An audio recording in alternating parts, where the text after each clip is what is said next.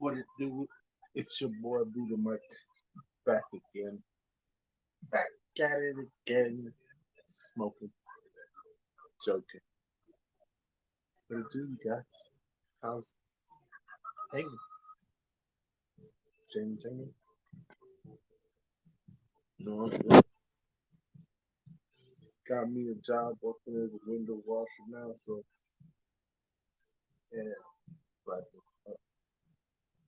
still mind you guys hang around, you know what I'm saying? The push supposed to be in the chat.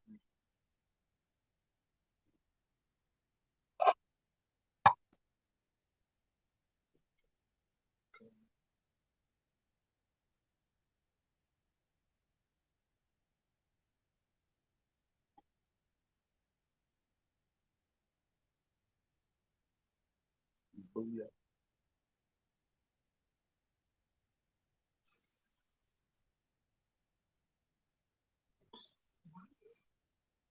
Fingers up the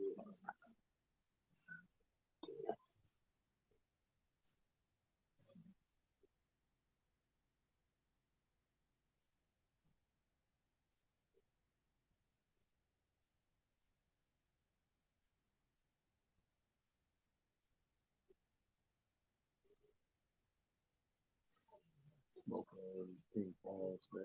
Facebook good.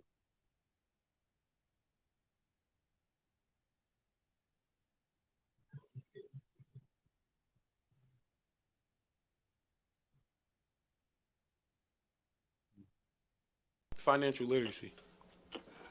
Get your credit right. Clean your credit up. From me to y'all, clean your credit up. That mean everything. Baby, Everything. everything. Stop putting everything in your name. Create a business, an LLC. Put everything in your LLC. And open up a C corp. And if you don't know these, you need to figure these out. I'm telling you the names. Get a C corp to run an LLC. If you want to make it even deeper, go get a trust fund and run a corp that runs the LLC. You want to get even deeper, own two trust funds for your business and your person to run that trust that runs all the business. It can get deep, my guy. Absolutely. And Donald Trump actually showed me that method. That's how he didn't pay taxes.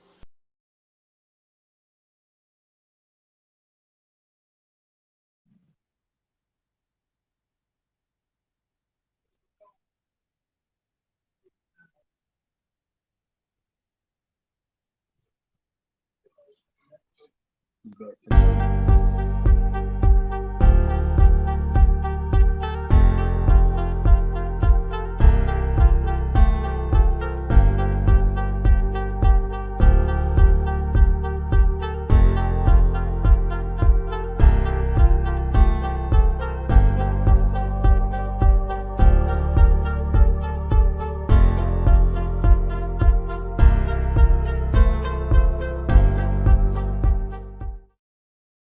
Just waiting for motherfuckers to jump on. Yeah. Oh, I got one. Yo. Who's that? Try to see who it is. What it do? Oh, there. They dipped out quick as fuck. No, I'm good. I was say, I know you a Lemonhead fan or not. Well, the thing is, fucking cavities. You know what I'm saying? Definitely understand. I go over there. I told that nigga, he let I did a cleanup yesterday, and I got to do some shit over there. Finished doing the cleanup, but I'm ripping up. Tile. Not it would be easier if it was just tiles, but I'm ripping up tiles and the flooring underneath of that shit. Is it the plywood for it? Yes. That's what me and Tristan had to do over at Daryl's or Darnell's. Yeah. And so I told him I was like, I'm gonna charge him $500, right? Because that's for yesterday and today. And I'm gonna be over there for a while doing this shit. And he's like, man, why you charging me so much? I looked at him. I was like, think that's a lot I'm charging you? I said, well, you go somewhere else and find somebody that just do what I did by themselves. Not with no help. Let me ask you something too.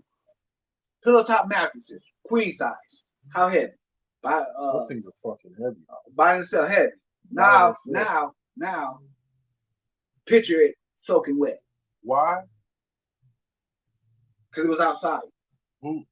They threw all the shit out the house and just tossed it outside. It was, I guess they didn't have the thing at myself, right? So I told him I moved that damn thing by myself. You know how heavy that damn thing was? Yeah, it's like 400 pounds right there. That's why I told him, man, I took this motherfucker and put this bitch on a fucking dumpster by myself. I said, that alone might have been worth $500. You put it on your van or what? No, look, okay, the shit was in the backyard. Yeah. The dumpster's way over there. I literally had to snatch this bitch, drag it, pick it up, dump it. Dead weight. I don't know many motherfuckers can do that. That weigh under 200 pounds. That don't work out. Motivated person. And don't work out. And is almost 49. A highly motivated person. Hey, you close the door. Watch out for that. Watch out for that bucket. Don't kill yourself, man. Yeah, I'm gonna put this. Well, I was saying, you can pull that soap out and fill up your bottle. Yeah, oh yeah. I don't know why you. Well, I brought it up here just in case it was cold tomorrow.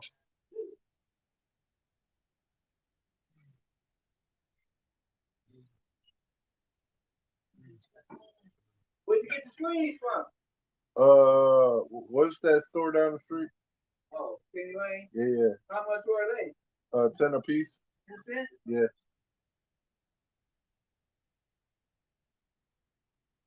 Cause I had bought this my back. I already know, man. That's not $500 is not a lot of money for all that shit. That's just gonna take me. That floor is gonna take me all tomorrow. Then I still got to go sweep it out, clean it out, and throw all that shit out. Then I got to go in the basement and clean out the rest of the stuff that's in the basement.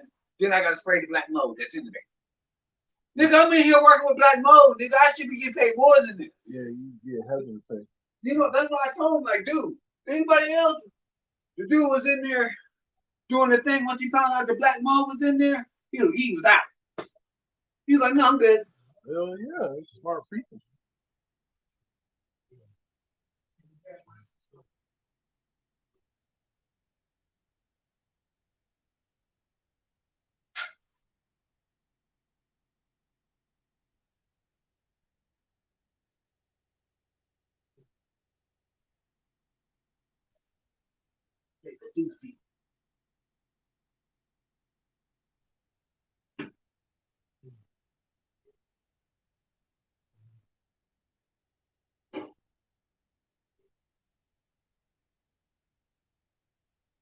Yo, what it do? Smoking. Just smoking. Trying to get somebody to talk to, you know, how it is. Yeah.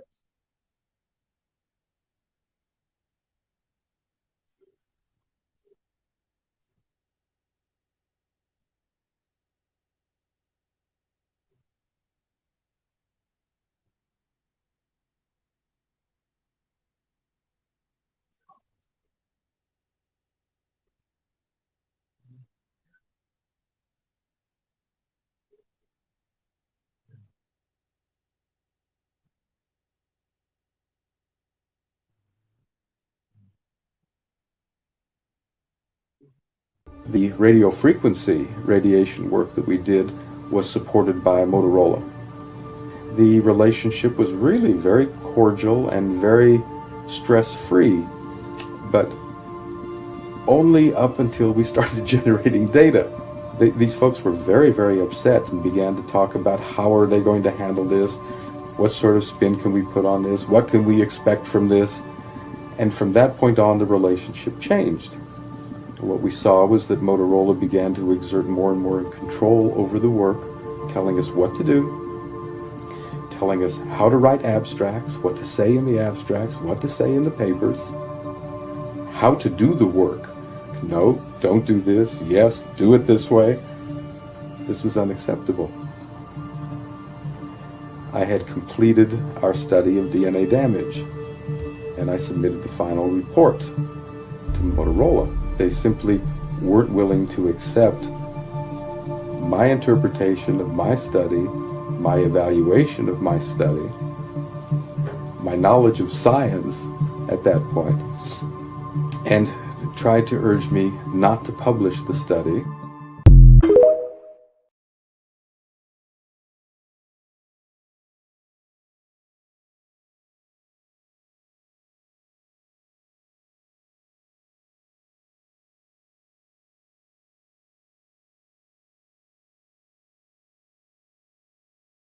The obvious question is, okay, you've been a senior CIA officer, and do you believe this? Yes, I believe this. However, let me clarify that 90% of the people in CIA are good people trapped in a bad system, and there are at least 7 CIAs, okay?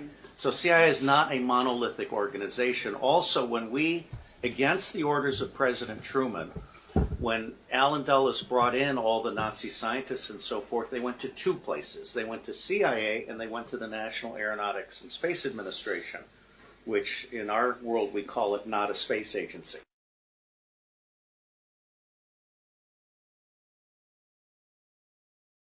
And as Kathy O'Brien has said so clearly, that's where the bulk of the mind control has been done.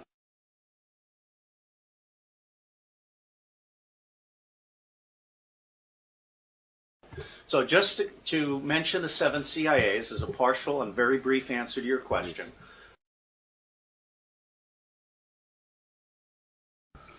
When Allen Dulles brought in all the Nazi scientists and so forth, they went to 2 places. They went to CIA and they went to the National Aeronautics and Space Administration, which in our world we call it not a space agency. And as Kathy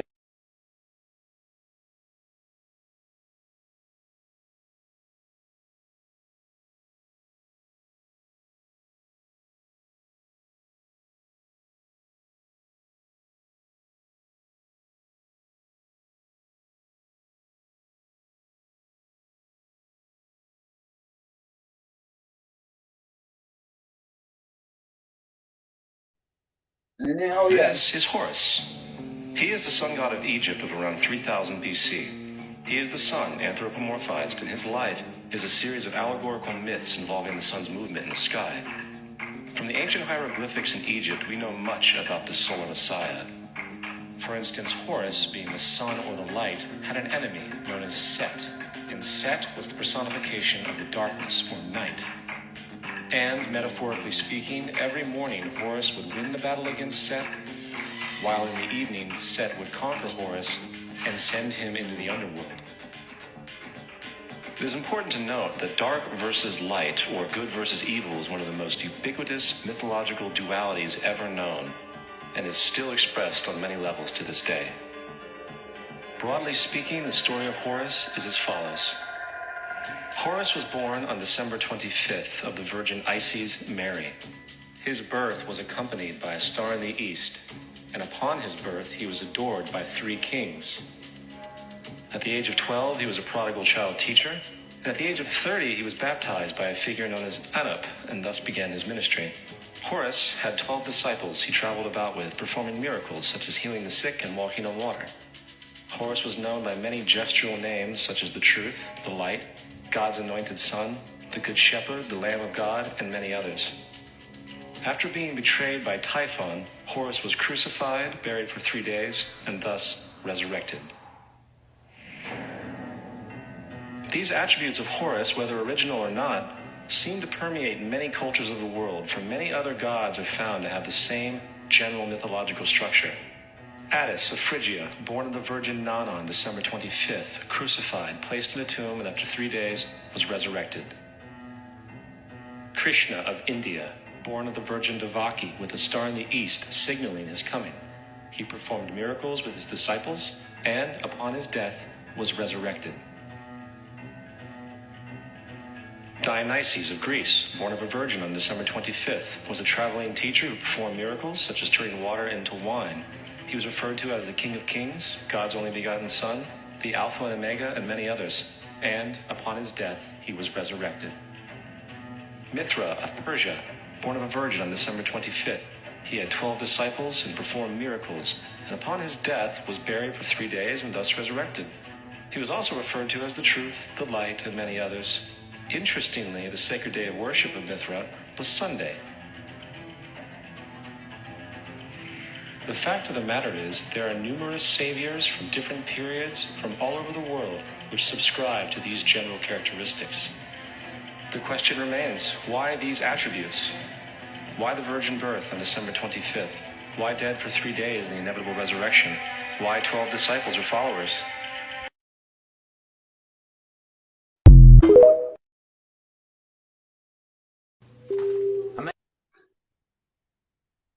That's why. What's Imagine that this folder is a dimensional plane. Now, assuming that it is no height and no depth, what would this mean? It would mean that it's a one-dimensional world.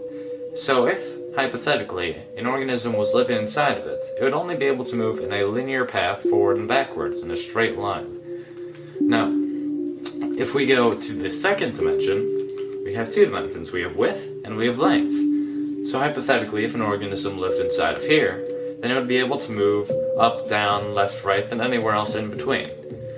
And a two-dimensional world is comprised of an infinite series of one-dimensional worlds stacked upon each other. Just as our three-dimensional world, which has depth and length and height, is comprised of an infinite series of two-dimensional worlds. So, now that I have stacked many folders upon each other, we have three dimensions. We have depth, we have length, and we have width. Now what happens if you keep going on from here on out? We would have a four-dimensional world, but what exactly is a fourth dimension? In order to understand this, we need to understand how dimensions are perceived. We live in the three-dimensional world, but despite that, we actually view things to be two-dimensionally. Take a perfect sphere, for example. If you're looking at a sphere, it looks just like a regular two-dimensional circle. The only way that you can tell it's an actual sphere instead of a circle is because of the hues of light on it. So just like in a two-dimensional world, if a organism in the two-dimensional world was looking upon a circle, the light would make it appear to be lighter at one end and darker in the middle. Also, if an object is moving closer and farther away from you, you don't actually perceive that it's getting closer and farther away. You see that it's getting smaller or larger, and then you assume that it's getting either farther away or closer. But let's say that an object was to grow in perfectly equilibrium, so that it was growing at the same speed that it was shrinking as you move it farther away. Then you would not be able to tell, without any lights or if there were details on the object, that it's moving or growing at all. You may have assumed that since we perceive things to be in two dimensions, that a two-dimensional organism would see in one dimension. So, as we're watching this rubber band expand as it moves farther away from this little organism in the two-dimensional world, it does not actually perceive anything is happening to it because it's growing at the same speed that it's moving farther away. But since we can actually see it from the three-dimensional world and perceive things to be in two dimensions, we can see things for how they actually are. The reason that the two-dimensional organism doesn't see things the way they really are is because the two-dimensional organism sees things in one dimension, just how we, three-dimensional creatures, see things in two dimensions. So in a way, we don't really see our world the way it truly is.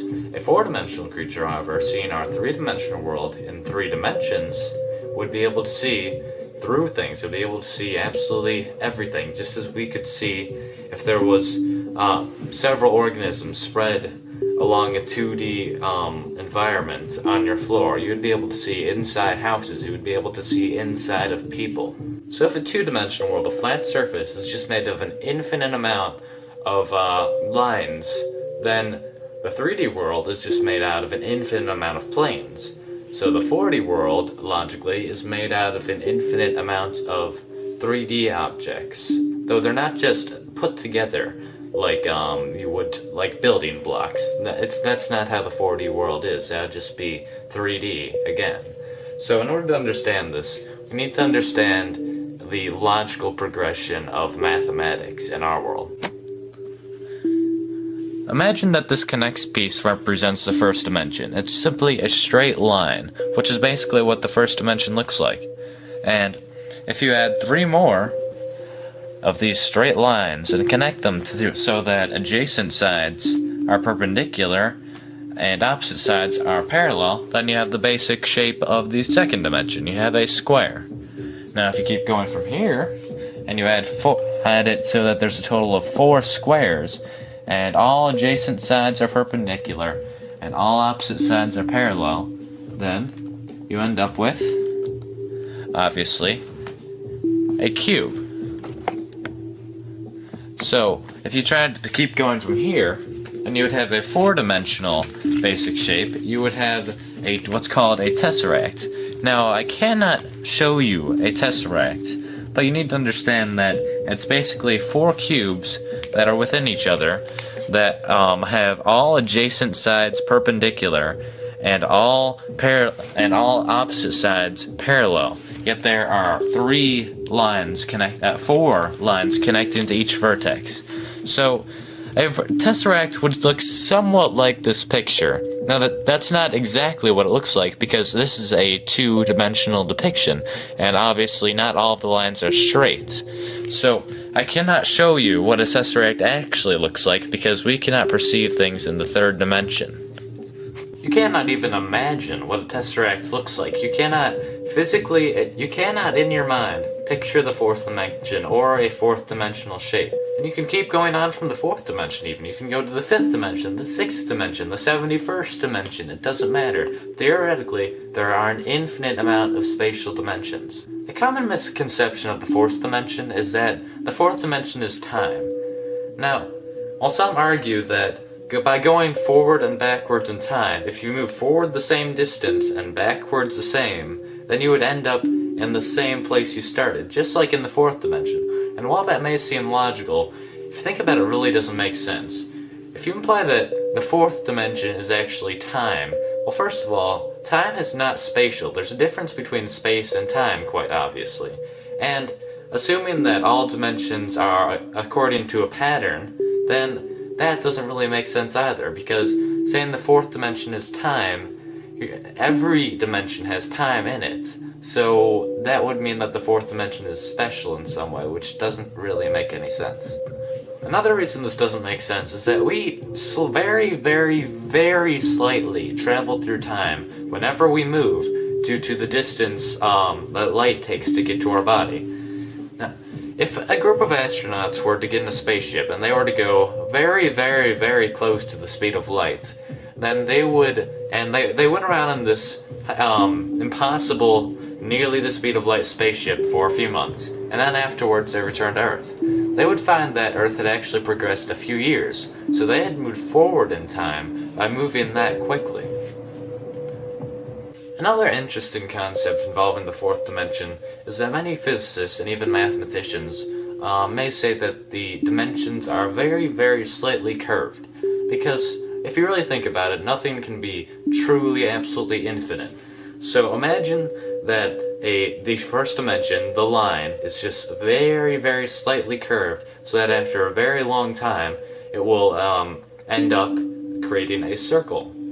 So, as suggested by many physicists, if you keep going in the same direction, then you will end up where you started after a very, very long amount of time, obviously. And the same thing would happen to the 2nd dimension. If it's just a square, and then you extend it very, very slightly in a curve, then it will eventually make a sphere. And the same thing happens in our dimension, except it will form a very, very slightly curved 3rd dimension, which will form a 4-dimensional universe, basically. So what this kind of means is that our 3-dimensional world is within a 4-dimensional world, and the 4-dimensional world is within a 5th-dimensional world, and so on. Now, I did say that nothing can be truly infinite, but if this is true, and a dimension is really within another dimension, within another dimension, within another dimension, then I'm implying that there's an infinite amount of dimensions, which is the only problem I really have with this theory. I'm not sure if it ever stops, or if infinity is really even possible. We don't know that. Thanks for watching my video, and I hope this gave you a better idea of what the 4th dimension is.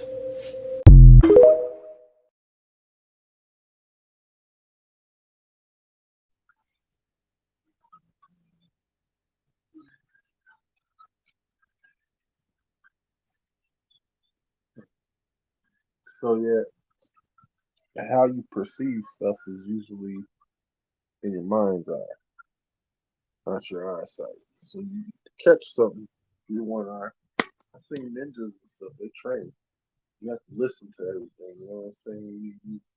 Everything, all your senses heightened. You know what I'm saying? Nothing.